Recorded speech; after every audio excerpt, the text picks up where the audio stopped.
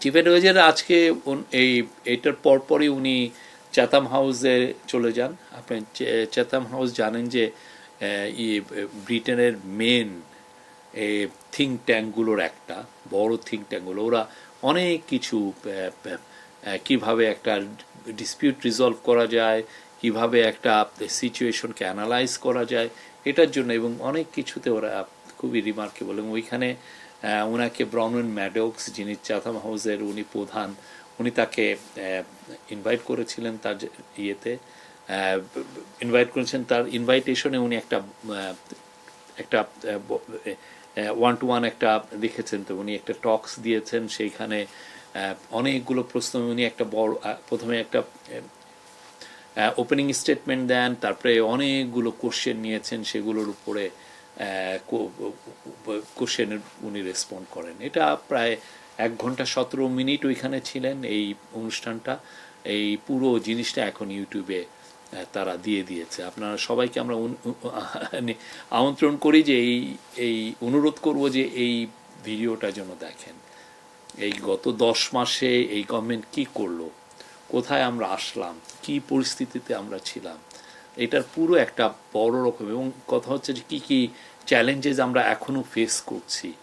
হ্যাঁ, আমাদের উদ্দেশ্য তো কি, যে এই ইন্টারিম গভর্নমেন্টের উদ্দেশ্য হচ্ছে একটা ডেমোক্রেসিতে ট্রানজিশন করা।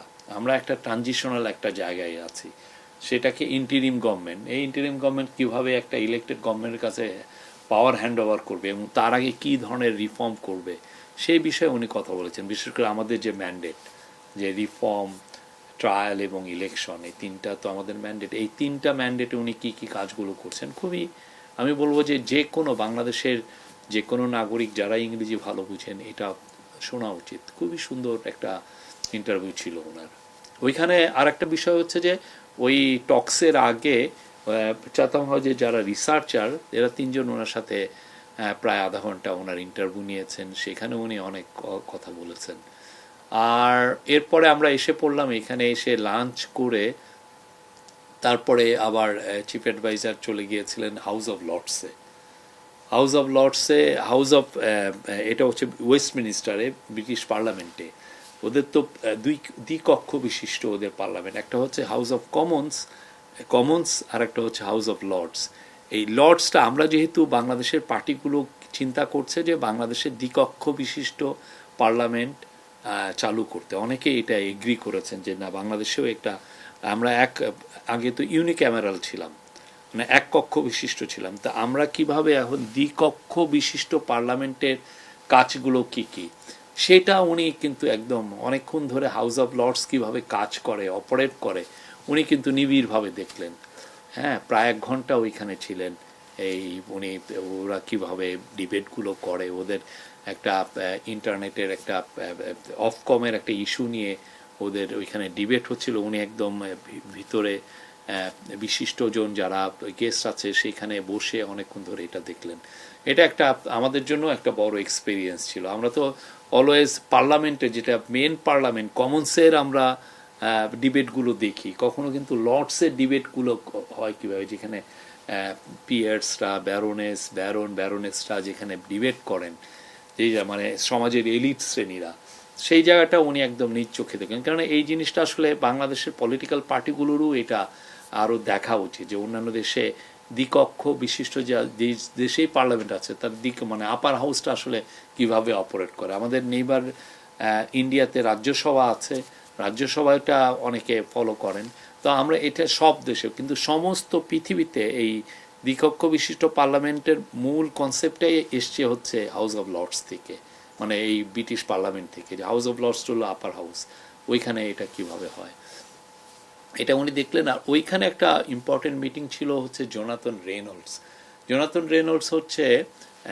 ইউকের স্টেট সেক্রেটারি অফ স্টেট। উনি ট্রেড এগুলো, ইনভেস্টমেন্ট এগুলো ইস্যু দেখেন, এবং উনি বাংলাদেশে কয়েকবার ভিজিটও করেছেন। হ্যাঁ, তো ওনার সাথে আলাপ হলো যে বাংলাদেশে কীভাবে ট্রেড অ্যান্ড ইনভেস্টমেন্টটা বাড়ানো যায়, ব্রিটিশ ইনভেস্টরদেরকে কীভাবে আরও উদ্বুদ্ধ করা যায়, তারপরে আমরা কীভাবে ডিজিটালাইজেশন কাজগুলো কীভাবে এগিয়ে নিতে পারি, ওদের সাথে আমাদের কী কী কোথায় কোথায় কোঅপারেশন আরও এনহান্স করা যায়। তো এই আলাপগুলো ওনার সাথে হয়েছে, ওনার সাথেও একটা ফ্রুটফুল আলোচনা হয়েছে। এখন একটু পরে চিফ অ্যাডভাইজার ওইখান থেকে আমরা যখন ফিরে আসলাম, এখন একটু পরে উনি বিশ্রাম নিয়ে চিফ অ্যাডভাইজার চলে যাবেন হচ্ছে কিং চার্লস, ওনাকে একটা ডিনারে, ওই যে কিং চার্লস হারমোনি অ্যাওয়ার্ড এই উপলক্ষে ওনাকে ডিনারে ইনভাইট করেছেন, উনি ওইখানে ইনভাইটেড গেস্ট। সেখানে আজকের মতো। আর কালকে আমরা বলবো যে কালকেও খুব ইম্পর্টেন্ট একটা দিন, কালকে বেশ কিছু মিটিং আছে। তারপরে কালকে যেই জন্য আমাদের মূলত আসা সেটা হচ্ছে যে কিং চার্লস হারমোনি অ্যাওয়ার্ড, সেটা কালকে ওনাকে দেওয়া হবে, ওইটার একটা অনুষ্ঠান। সেই অনুষ্ঠানটা আমরা দেখছি যে কিভাবে বাংলাদেশের মানুষকে খুব এটা লাইভ করা যাবে কি যাবে না, এগুলো আমরা দেখছি। কালকে আমি একটা প্রেস কনফারেন্সে বলেছিলাম যে ইউকের একজন ব্রিটিশ পার্লামেন্টের এমপি বলেছিলেন যে কেয়ার স্টারমার সম্ভবত কানাডায় গিয়েছেন, তো এই এটাকে অনেকে মিস ইন্টারপ্রেট করেছেন। আমি বলেছি যে সম্ভবত, হ্যাঁ, পুরো বিটিভিতে যে ভিডিওটা আপনারা যদি দেখতেও পারেন। তো তারপর এটা আমার একটা মিস্টেক হয়েছে, আমরা পরবর্তীতে যখন দেখলাম যে এটা আমরা কারেক্ট করেছি যে না, উনি এখানে আছেন। ওনার আসলে ব্রিটেনে এখন আজকে ওদের যে স্পেন্ডিং রিভিউ, ওদের যে বাজেটের স্পেন্ডিং কিভাবে কি হয়েছে সেটার রিভিউ হচ্ছে এইখানে বাজেটে, সেটা ওনারা খুব এইটা নিয়ে খুবই মানে পুরো ব্রিটিশ পার্লামেন্ট ব্যস্ত এটা নিয়ে। গতকাল আমাদের মানে আমরা যারা চিফ অ্যাডভাইজারের সাথে এসেছি তাদের একটা ইনভাইটেশন ছিল আলতাব আলী পার্কে। এই যে চিফ অ্যাডভাইজার যে তার প্রথম অ্যাজ এ চিফ ইন্টারিম গভর্নমেন্টের প্রধান হিসেবে যে লন্ডনে সফর করছেন, সেই উপলক্ষে তারা একটা বড় জমায়েত করেছিল তার প্রতি সাপোর্ট জানিয়ে, সলিডারিটি জানিয়ে। এটা কিন্তু অনেক অনেক লোক হয়েছে, হাজার হাজার লোক হয়েছে। তো সেই জায়গায় যেই আমরা আউটপোরিং অফ সাপোর্ট দেখেছি, এটা অ্যামেজিং। এটা আপনি দেখেছেন অনেকে বাংলাদেশের ফ্ল্যাগ নিয়ে এসেছিল।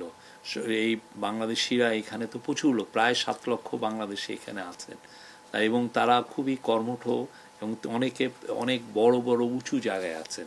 তো তারা তাদের এই সময়টাকে এটা এখন একটা উইকডে চলছে, সেই সময়টাকে স্যাক্রিফাইস করে তারা এসে তার কাজ থেকে ওই অনুষ্ঠানে আসছিল। ইতিপূর্বে কোনো সরকার প্রধানের প্রতি এইরকম ভালোবাসা আমরা দেখি নাই যে এইভাবে মানে ব্যক্ত করতে, আমরা এইভাবে দেখি নাই। মানে প্রফেসর ইউনূস যে সবার হৃদয়ের মধ্যে আছেন, সবাই যে তাকে নিয়ে প্রাউড ফিল করেন, এটা কালকে আমরা আবারও দেখেছি। এটা একটা খুবই, সবাই প্রত্যেকে এসছেন তার প্রতি তার ভালোবাসা ব্যক্ত করতে, তার প্রতি তার অকুণ্ঠ সাপোর্ট ব্যক্ত করতে। প্রফেসর ইউনূস তরফে আমরা তাদের সবাইকে মানে থ্যাঙ্কস জানাই। এটা একটা খুবই অ্যামেজিং একটা সমাবেশ ছিল। যারা যারা এখানে জড়িত ছিলেন, যারা এই অর্গানাইজিংয়ে যারা ছিলেন, তাদের প্রতি আমাদের